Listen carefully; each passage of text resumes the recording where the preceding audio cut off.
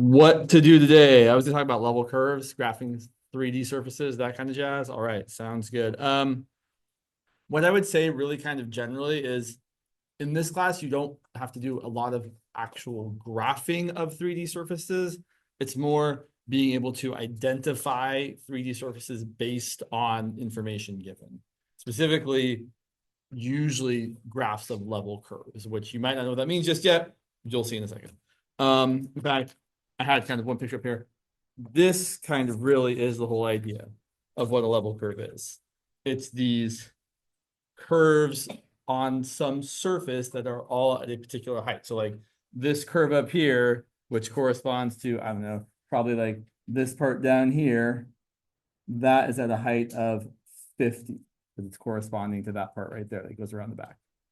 And so the idea is if you just have this two-dimensional graph of level curves, we can imagine what the surface looks like by being, oh yeah, well, this is at a higher height and then a lower height and a lower height. And so we can kind of think about how it would look based on just the two-dimensional level curve graph, or I think or a contour map is also another name for it, which I think it says literally on there. Another example of this, just for your viewing pleasure. So here's just the level curves, right? They're not actually giving us the three-dimensional map here, which say, oh yeah, this red section is between 18 and 20, whatever the units are. We could say feet or meters or whatever. It's probably not you can switch seats if you need to, just because I know it's hard to see over here. So yeah, if you want to sit not over there, more over here, I know there's not a ton of extra seats, but you're welcome to move around if you feel the need to. So like this line right here would represent a height of 18. This line here represents a height of 16, 14, and so on and so on. So we kind of get the idea of, oh yeah, you've got like a little peak here and it kind of goes down like this. And then it kind of levels out through here. It kind of goes up again over here, up again over here. It gets low over here. So you can kind of get an idea for what the surface looks like. Also, the closer together the level curves are, the more steep the ascension or descension is. Whereas the farther apart they are, the more gradual it is. Yeah, that's probably enough words for now. So let's look at some graphs of things. For example, oh, let me do one thing over here quick. That's not what I wanted to do. That's what I wanted to do. And let me give the person in the chat the attendance form. One moment, please.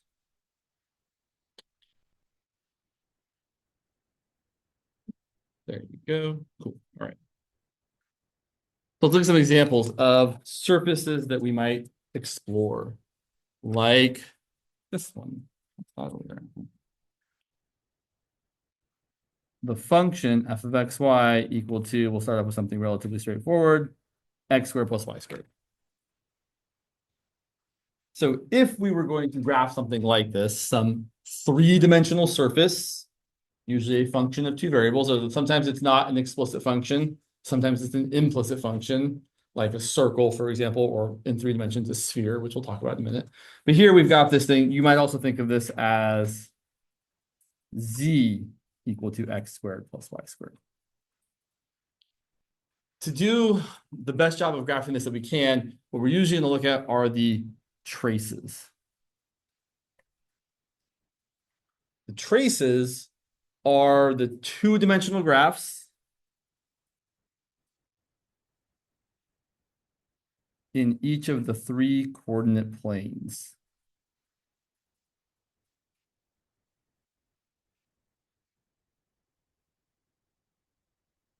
So we typically imagine we're working in like 3-dimensional coordinate system, usually where x is pointing out at you, y is pointing to the right, and z is pointing up. I often think of the origin as this corner in the room over here. So this edge on the floor is your x-axis pointing out towards you. This edge on the board side of the room is the y-axis. And this edge going up is the z-axis. I will often kind of use that as a reference point because it's easy for me to think of. So we're all sitting over here in the first octant where everything is positive. The x values are positive, the x values are positive, the y values are positive, and the z values are positive. If you went out that door, y would be negative. If you went down below underground, z would be negative. If you went to the room back there, x would be negative.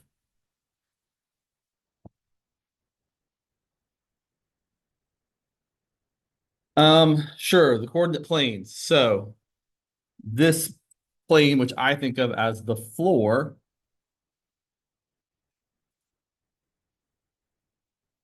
the XY plane. Well, in the XY plane, we haven't gone up, we haven't gone down. So we know that Z is 0. In a similar fashion, over here on the board side of the wall, that's not the best sentence I've ever said. Over there on the plane behind me, or the plane that we're kind of looking at on the paper, we haven't moved in the X direction at all. We haven't gone forward, we haven't gone backwards. So in this plane, X is equal to 0. And that is our YZ plane. You might be starting to see a pattern about how the planes are named and what equation we're getting them from. And then thirdly, I'm going to take this off. Cool. Over here,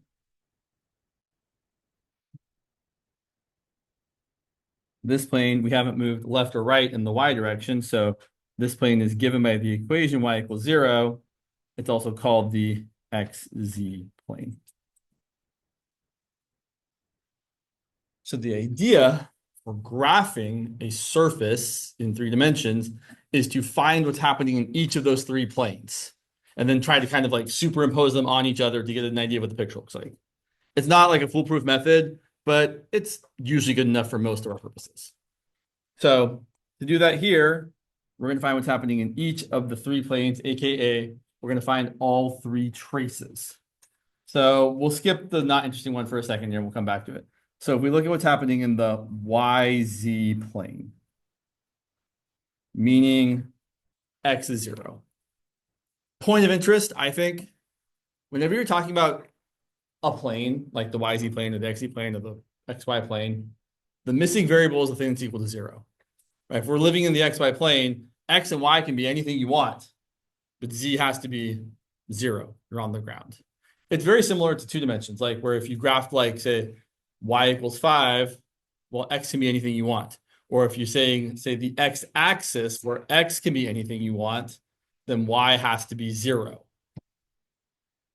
So in the YZ plane, we're going to set X equal to 0.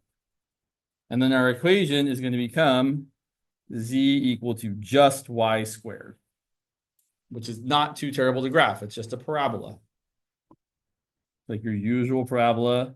We usually think of the Z as the vertical axis and the other variable as the horizontal axis. It looks like that. In a very similar way, to figure out what's going on in the XZ plane, we're going to set Y equal to 0. And we're going to get essentially the same graph. We're going to be left with Z equal to X squared. Really, we're just going to draw the same picture and relabel the horizontal axis with an X instead of a Y. Feels silly to even draw it.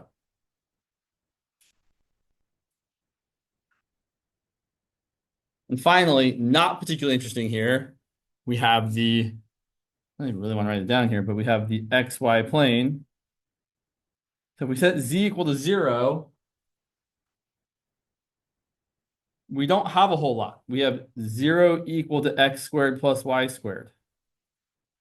There is a single solution. X and Y both have to be 0.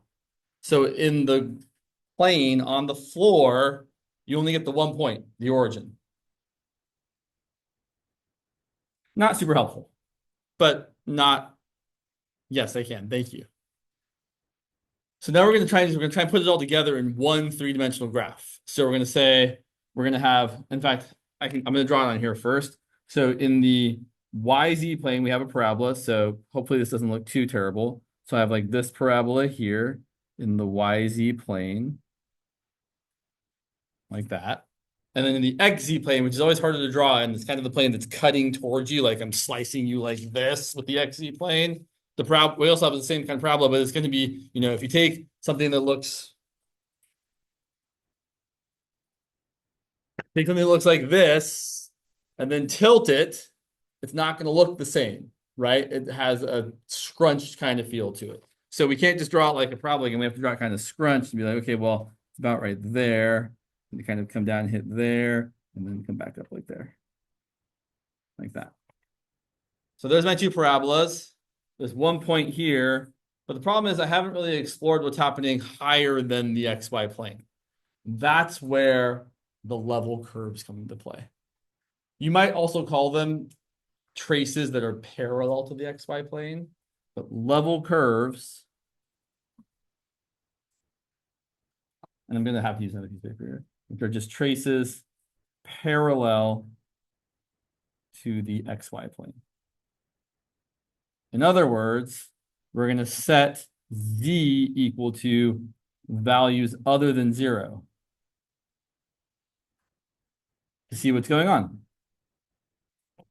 I mean, 0 is also valid, just we already did 0. So we're going to now picking negative values is not going to help us here because x squared plus y squared can't be negative.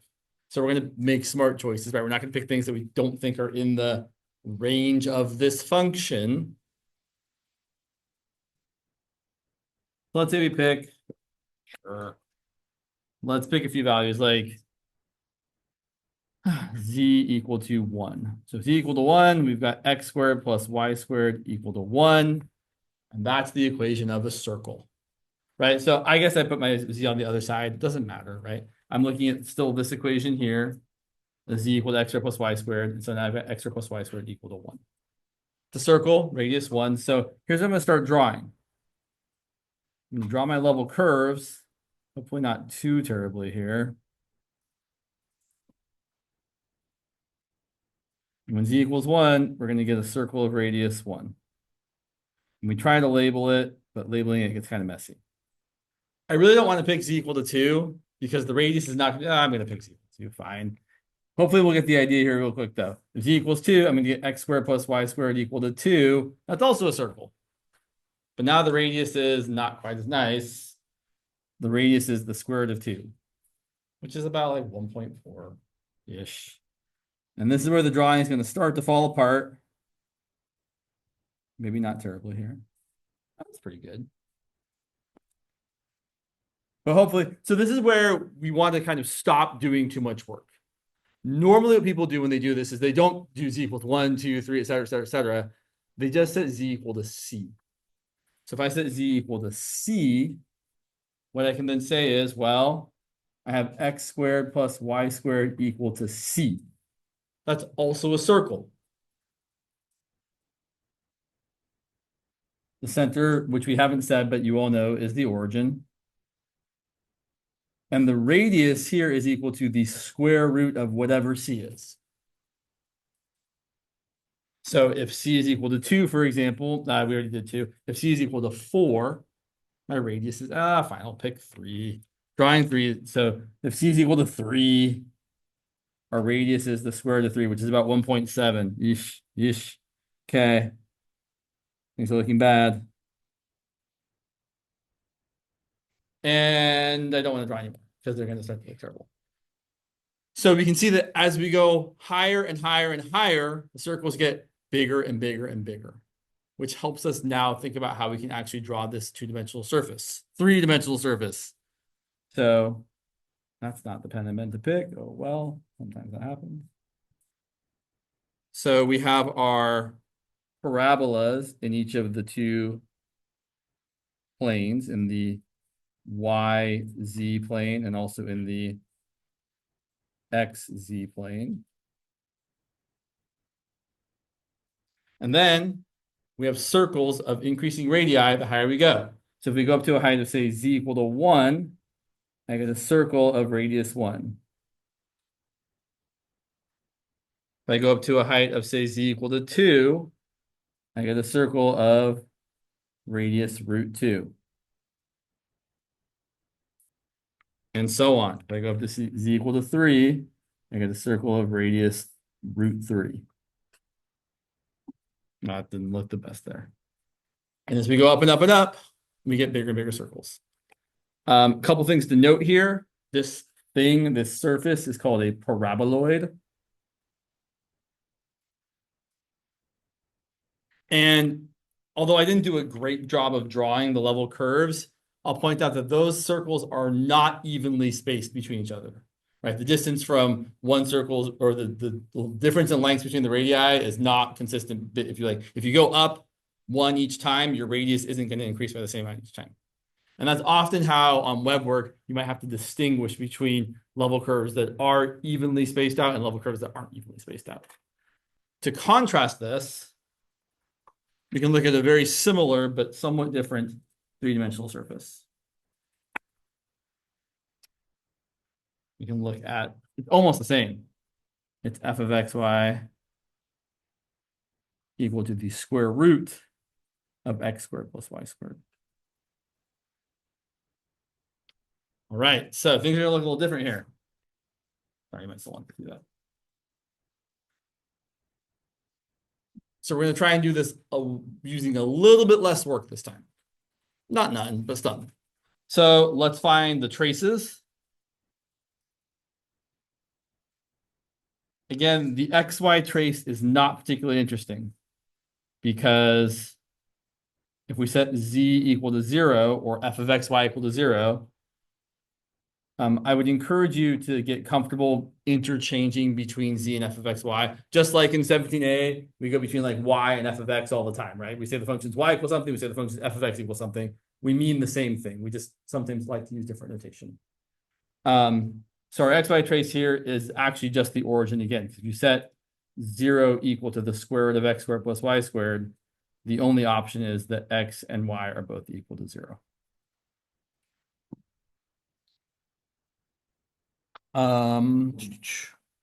If we look at the other two traces, the xz trace, we're going to get y equal to 0.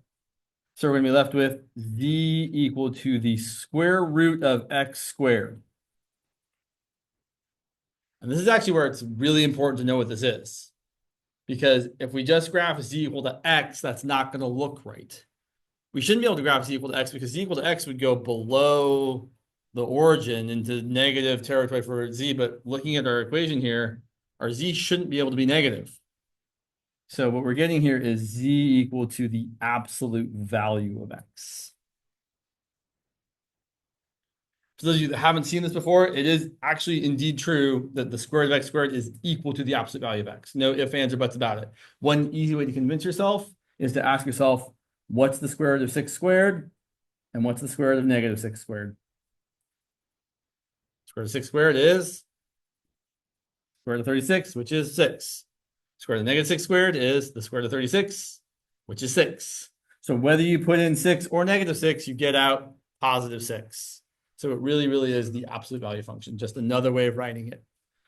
So then if we graph, well, I guess we need to graph it. So here's our graph for the xz trace. So we know what it looks like. It's your usual absolute value function. And it's going to be the same for the yz trace. The yz trace, similar deal. You set x equal to 0. You get z equal to the square root of y squared, which is indeed the absolute value of y. Same graph, different labels.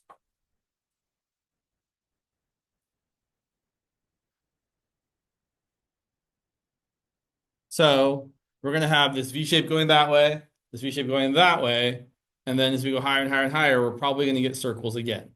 And a really good indication that we're going to get circles is seeing an x squared plus y squared.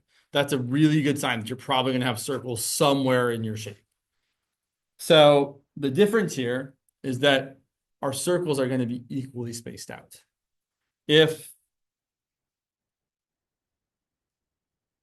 Not traces, James, level curves. And I'm just going to try and do it the faster way this time. I'm going to say, cool, at a height of z equal to c, well, then we're going to get the square root of x squared plus y squared equal to c. And then if we square both sides, we get x squared plus y squared equal to c squared. That's a circle. Radius is the square root of c squared, which I know is the absolute value of c, but we're assuming c is positive in this case because we know it has to be. So we're just going to say it's c.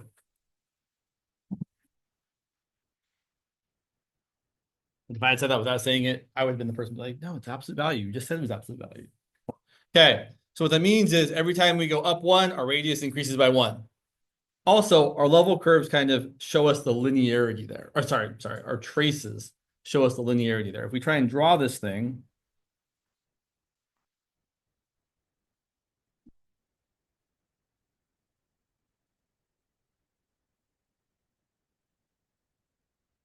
color here come my traces.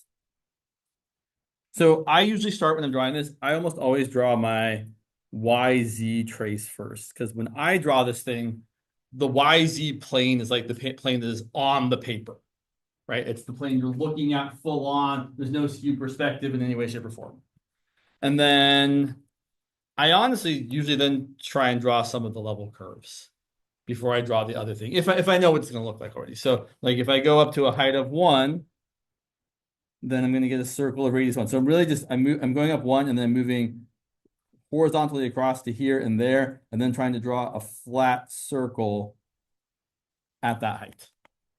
And I go up another one, trying to make them look uniform. So I'm going to try and draw, I go over there, try and draw a circle of radius two. I usually draw the behind part dashed because it's kind of like supposed to be obscured from view by the surface. I'll do one more, go up to a height of three, get a circle of radius three.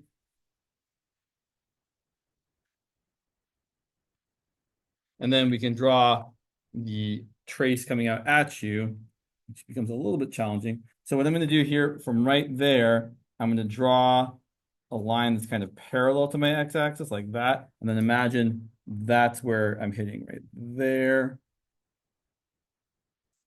And there's my cone.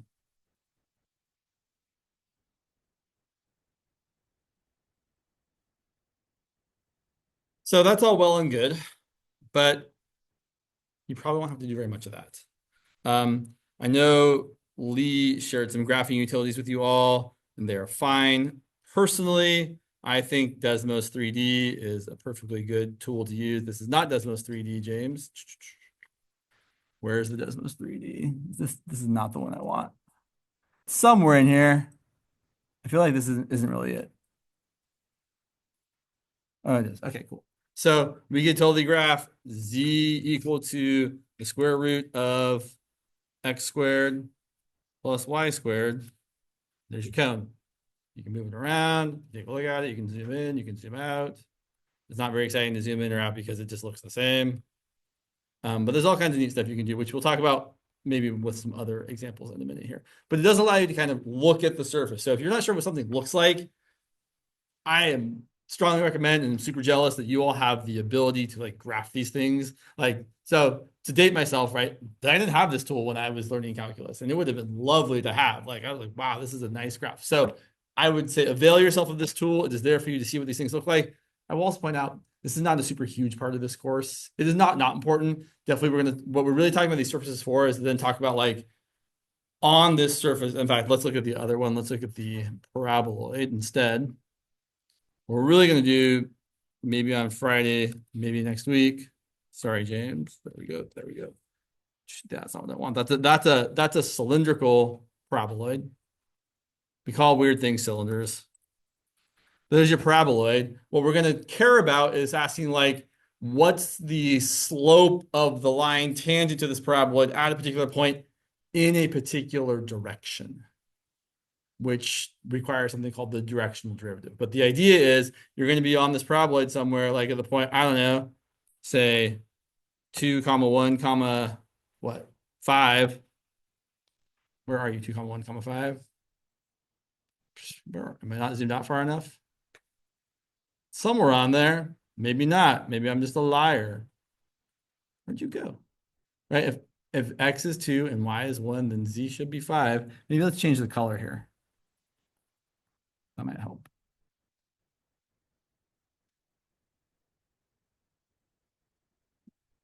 Go back to the standard view. There it is. It's hiding. It's hard to see in green. So there's the point. Also, I'll point out the Desmos 3D does not draw the standard view in the way I draw the standard view. So here's their standard view. X pointing to the right, Y pointing to the back. I prefer to think of it more like this, where X is pointing out towards us. Stop rotating. So there's the 0.2, 1, 5. And then we can say, okay, from that point in a certain direction, what's the slope of the surface? And the slope's different depending on which direction you're moving in. So that's why we're talking about these surfaces. So we can talk about directional derivatives. It's all about derivatives. Okay, so what else to say about this? Also, as a reminder, you're welcome and encouraged to ask questions. If you have questions, I'm happy to address them. I'm just not always thinking of all the things that you might be curious about. Are there questions so far? It's okay if there aren't. Let's see. Yeah, let's look at a few more examples here. Oh yeah, we'll look at that one, sure. So there are a few kind of standard-ish surfaces. Here's kind of one that's a pain, but it's fine. F of x comma y equal to z squared, not z squared, holy smokes. X squared, that's not what I want to do either, is it? Nope, sorry. Start over. You'll be fine. The one I really wanted to do was f of xy equal to y squared minus x squared. There we go. Which might feel a little deceiving. There's not going to be any circles here. To have circles, you need this x squared and y squared to have the same sign. Or at least to imagine the circles are going to show up, x squared and y squared either both need to be positive or both need to be negative. Here, that's not going to happen. Here, things are a little bit funky. This is definitely where I would use a 3D graphing tool. But I'm not going to yet. Let's talk about the traces. Ooh, yeah. So there's some weird traces here. So let's look at the z equal to 0, aka the xy plane. So if we set 0 equal to y squared minus x squared, we're going to get x squared equal to y squared, which is almost like y equal to x. Actually, it's more than y equal to x. If we square root both sides, we don't just get x equal to y, we get the absolute value of x equal to the absolute value of y. Meaning we're really just getting y equal to x and y equal to negative x. Because whatever x and y are, they're either the same or opposites. So our trace here is kind of super funky. It's this. And that's what's sitting on the ground, on the floor, right? We have this kind of weird crisscross, which doesn't feel like it's super helpful. It's actually really not, in my opinion. Let's look at the other things. So let's look at the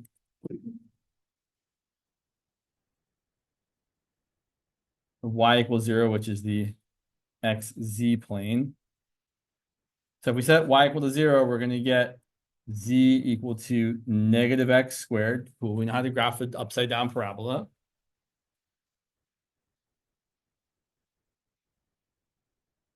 And then if we set x equal to 0, which is what's happening in the yz plane, we're going to get z equal to positive y squared, which is going to be an upward parabola.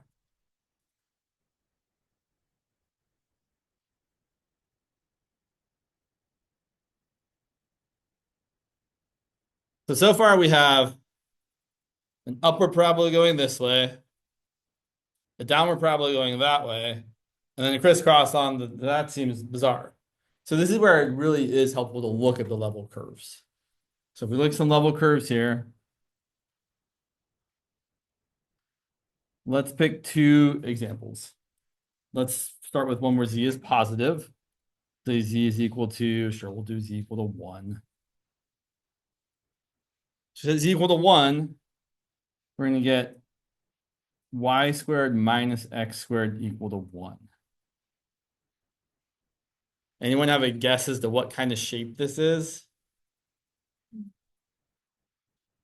It's a something bola. It's not a parabola. It's a hyperbola, or hyperbola is how you're actually supposed to pronounce it. You actually all know a hyperbola. 1 over x. That is a hyperbola as well. Just so everybody knows, right? Y equal to 1 over x. Looks like your usual kind of shape here. That's a hyperbola. And it's got some weird, so like, kind of like a circle is all the points some distance from a center.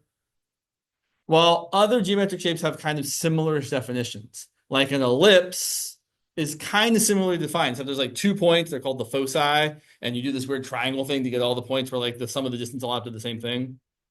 Kind of weird. But hyperbolas also work the same way. Hyperbolas have like these 2 points here that are called the foci, the plural of focus, F-O-C-I. And every point on the hyperbola, the difference in these distances is constant. It's kind of weird and super not important, but it's interesting. That's sometimes you're just gonna get the stuff that I think is cool because you're here, you're a captive audience. So when we graph this, it looks a little bit different though. I always start by graphing a hyperbola like this by finding the intercepts. And you usually get intercepts on one of the two axes. If you set y equal to 0, you're going to have problems. Negative x squared is never going to equal positive 1. Because x squared is always positive and negative x squared is always negative. So if we set x equal to 0, we get y squared equal to 1. We get y equal to plus or minus 1. And then if x is bigger, y also gets bigger. Like if x is 1, really plus or minus 1, y is going to be, well, y squared is going to equal 2. So y is going to be plus or minus root 2. So if x is 1, y is plus or minus root 2. Yeesh. Got a lot of points here. Here's what ends up happening. Ends up looking like this.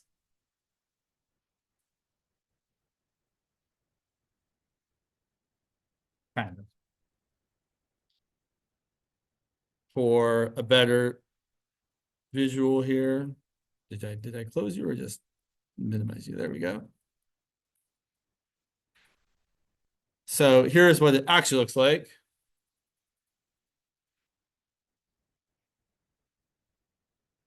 There's your hyperbola. And it's got some slant asymptotes. Maybe I can draw them here, maybe not. Y equal to x, and not surprisingly, y equal to negative x. And what's going to happen is the higher up we go, we're just going to get hyperbolas that go further and further out. So like instead of, if I had a 1 instead of, I feel like there's a table thing I could do. I'm just remembering some cool stuff I learned about graphing in 3D, but I don't remember how to do it. Oh well. So, but if we change that 1 to a 4, it just moves the hyperbola further out. Right? Just further and further and further and further away. So as you go higher and higher and up, the hyperbolas move kind of further away from the origin. And if we set that equal to a negative number, the hyperbola goes the other way. So as we go up, the hyperbolas go out further that way. Where's my y-axis here? Yeah, out further that way. As we go down, they go out further that way. So here's how we draw it. Here's how I'm going to draw it. I'm not going to draw any more level curves. If I want to draw the surface, it's going to look like this. Nope. Of course you can't. Thanks. So what's going to happen is we have our v equal to y squared minus x squared. We have our trace in the yz plane, which looks like your normal upward going parabola. We have our trace in the xz plane, which looks like a downward opening parabola in the x direction.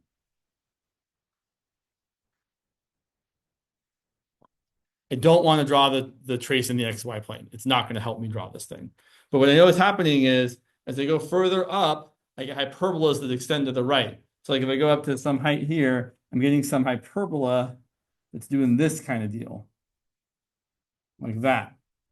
Oh, that's half of it. Sorry. The other half is over here. My picture is not looking great. So there's like the hyperbolas that are going off to the right. And there's like another one down here.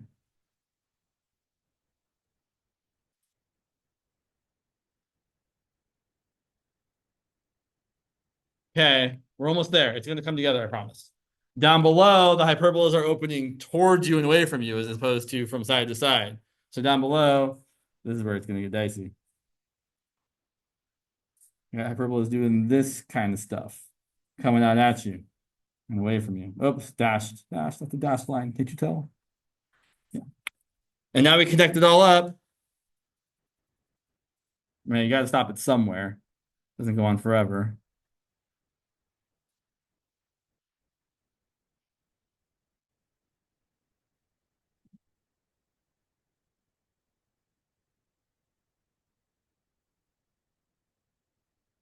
That's what we refer to as a saddle. Literally a saddle, like that you put on a horse. You can kind of see it maybe a little bit. Or if you've ever been hiking, like you're hiking up to a saddle, literally called for the same reason, you kind of like hike up here and you can either go over the hill or you can turn right or left and keep going up to a higher peak. Again, my drawings are so, but if you graph it on a 3D graphing system, you can really get a good idea of what's going on. So let's delete these things. So check this out. If I graph the saddle z equal to y squared minus x squared. So first of all, notice you can kind of see, easy. You can see what's happening in the xy trace. There's that y equals x, y equals negative x happening there. And then if you move things around a bit, and then maybe say draw some other level curves like z equal to 3, you can see where these two things intersect each other. And oh yeah, it looks like a hyperbola where they intersect. So as you go higher and higher and higher, you get parabolas that go hyperbolas that go further and further out. It's interesting. Is it something we need to spend a whole lot more time on? Probably not. What time is it? Okay. Questions so far?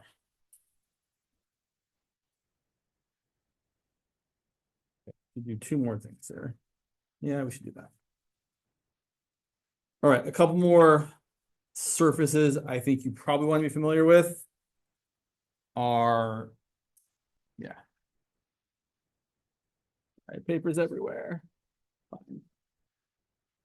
Are planes. So we've talked about 3 planes, but there's actually lots of planes. So typically when you're graphing a plane or when you think you might have a plane, it's kind of like how you think you might have a line, right? I know that I have the equation of a line when I have y to the first power and x to the first power and no other powers, right? Like if I was graphing something like y equals 2x plus 5 or 3x minus 4y equals 7, I would know that these are lines because I know that I get a line when everything is raised to the first power. It's just kind of like a thing that happens. In a similar way, planes occur when every variable is raised to the first power, or I should say not present, right? These are also lines, x equal to 2, y equal to 4.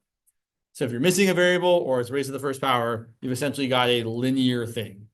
In 2 dimensions, that's a line. In 3 dimensions, that's a plane. So an example would be something like z equal to 6 minus 3x plus 2y. Plus 2y, James? Yeah, fine, plus 2y. It's going to be hard to graph, though. Fine. So to graph a plane, you have to find 3 points. And usually the 3 points are going to be the points that are on the axes. So to find what's on the x-axis, well, we're on the x-axis. What's equal to 0? Z and y, right? You're only on the x-axis. And so that's what I was kind of alluding to earlier. If you're stuck on something, the other things are 0. So if you're just on the x-axis, y and z are 0. If you're on the xy plane, z is 0. Kind of cool. On the x-axis, z equals 0, y equals 0. We've got 0 equal to 6 minus 3x. So x is going to be 2. Or we get the point 2, 0, 0.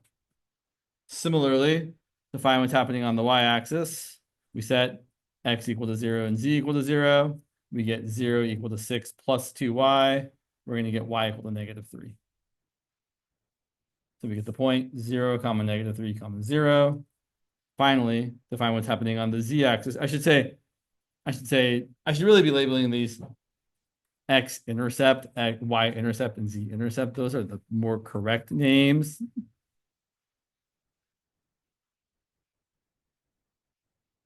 We set x equal to 0 and y equal to 0, and we get z equal to 6. Easy.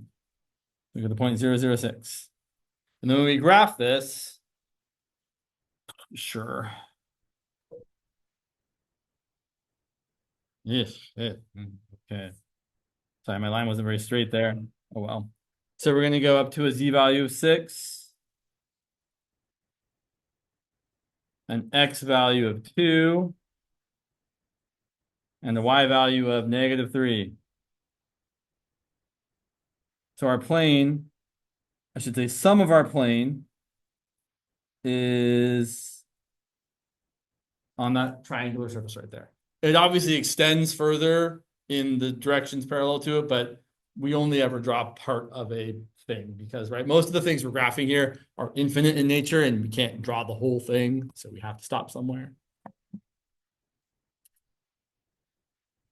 Let's see, I feel like there was one other thing I want to say about that. No, that seems good. Okay.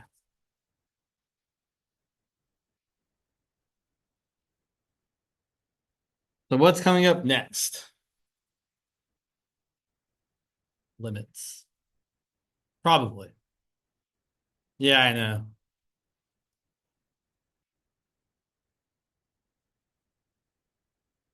What's next? Limits. Specifically, limits of functions of two variables. Meaning something like, where'd you go? Examples before I try to just make up stuff that's going to be weird. There we go. Come on, pages. Something like the limit as x comma y approaches 1 comma 2 of the function x squared plus y squared plus 3. And just like in 17a, when we did limits, if you can just plug in the value you're approaching, we do. So if we plug in x equal to 1 and y equal to 2, we're going to get 1 squared plus 2 squared plus 3, which is 8. But of course, it's never going to be that easy, right? Why would we make it easy? You're usually going to encounter some sort of limits like this. Limit as x, y approaches 3 comma 3 of x squared minus y squared over x minus y. If we plug in the values that x and y are both approaching, we're going to get 9 minus 9 over 3 minus 3, which is 0 over 0. And we know from experience that when we get a 0 over 0 type of limit, that usually means you have to do more work. In this case, there's some factoring and canceling we can do. So if I take a look and say, well, the limit is x comma y approaches 3 comma 3 of x squared minus y squared over x minus y, the numerator there definitely factors. We can rewrite this as the limit as x, y approaches 3, 3 of x minus y times x plus y over x minus y. The x minus y is canceled because I'll point out, as we had before, we're just getting close to the point 3 comma 3. We're not actually at the point 3 comma 3. At 3 comma 3, this thing is totally indeterminate. It's not defined. But getting closer and closer to it, well, the x minus y and the x minus y cancel out. There's something weird I want to see here. No, that's fine. And then we can say this is equal to 3 plus 3, which is 6. There really isn't. And because to use L'Hopital's rule, you have to be able to take the derivative of the top and the derivative of the bottom. And the thing is, if you have functions of multiple variables, we don't have a well-defined derivative. We have partial derivatives, which don't really give us the same tools. So no, there isn't a L'Hopital's rule to use here. What I will point out, which I think is kind of interesting, is that if you were to graph this, and again, I do really, really encourage you all to play around with these graphing tools. I think they are worthwhile. I think you can see some things from them. But if I graph the function z equal to x squared minus y squared. Come on, James. That's funky there. Sorry.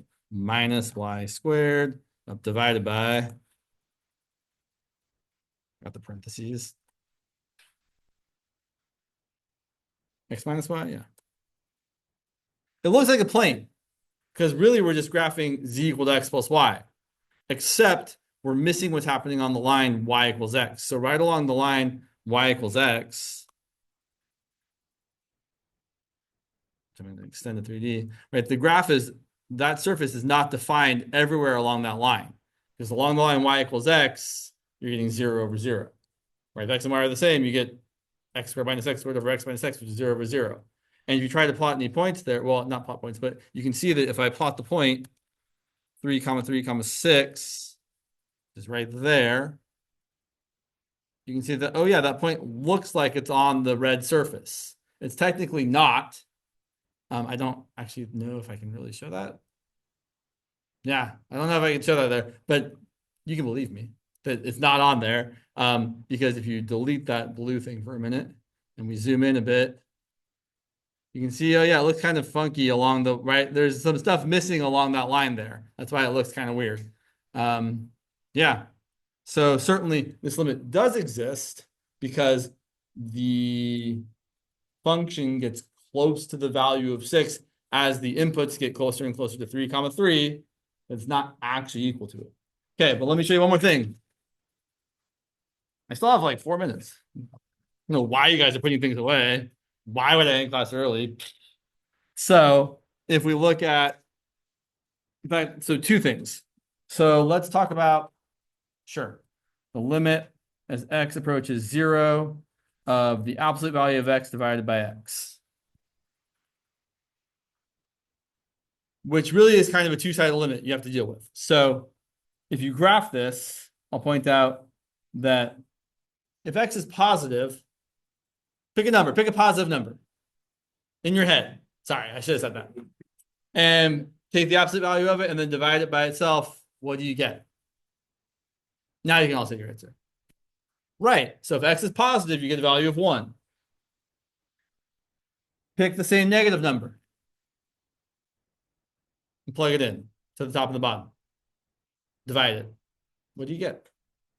Negative 1. So if x is negative, you get negative 1. And so the limit from the left and the limit from the right are not going to be the same.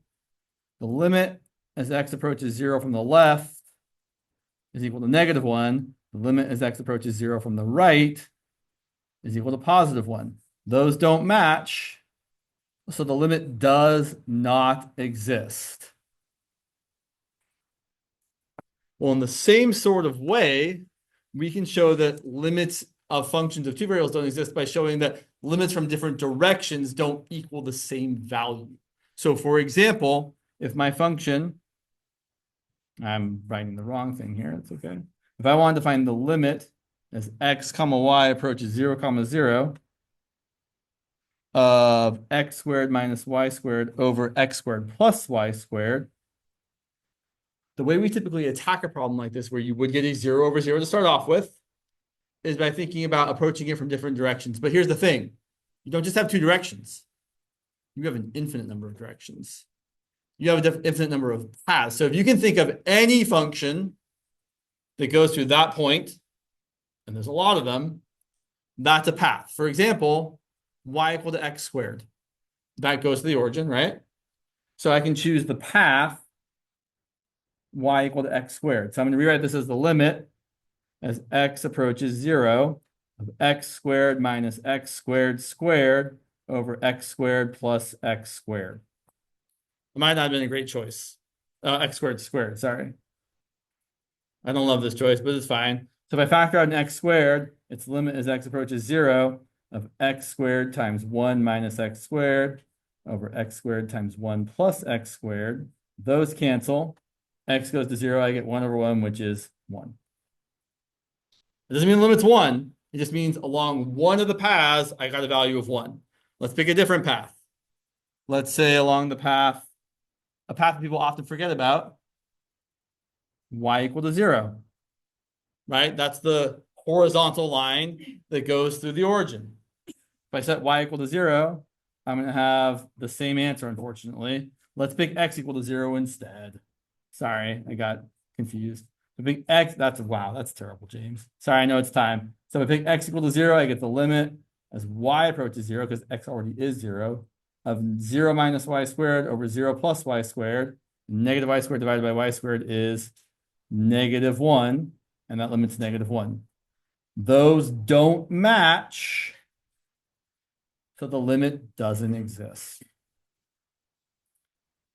Most of the time, for functions of two variables, if it's a 0 over 0 type of limit, if you don't see some really easy sort of factoring, it's almost always this situation where you find different paths that go through that point, usually the origin, and then they have different values, the limit doesn't exist. That's going to happen like 9 times out of 10.